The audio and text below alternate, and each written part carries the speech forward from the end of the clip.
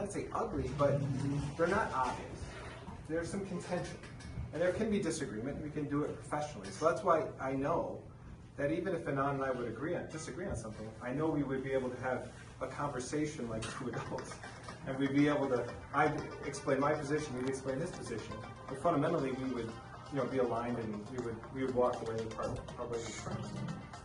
So last year, the other piece that really struck me was after the election, so election night. Typically, a lot of people will go down to town hall. So all the candidates will go down to town hall, we'll get the official results to make sure what we thought was going to happen was going to happen. And when I went in there, we were still tallying votes. I had a group of people, and I had a lot of supporters there as well.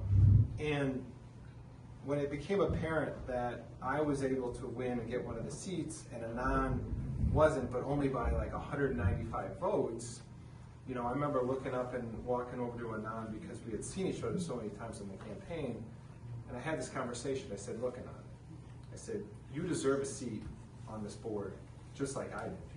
And if you decide to run again in the future, you have 100% of my support. And once we left there that night, it always stuck with me, and I always said, I'm going to support him if he ever decides to run. So once he called me and said, think I'm going to run, what do you think? I said, well, if you run, I'm 100% behind you, and I know a lot of the people who supported me will be 100% behind you.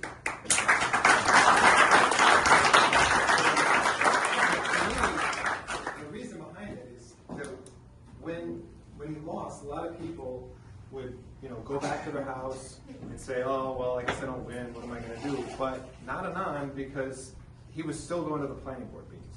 He's still going to the finance committee meetings. He's still involved because he's involved not because he needs to have a title or this is on his resume that I'm a member of the select board. He's doing it because that's what he believes in. That's his fundamental belief. He's doing it for the right reasons because he believes Shrewsbury and our community should be the best it can be, and he's going to put that work in and do everything he can to make sure that happens.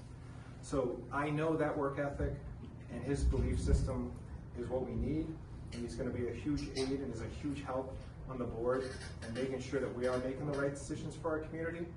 So I am standing here in full support of you, Anand.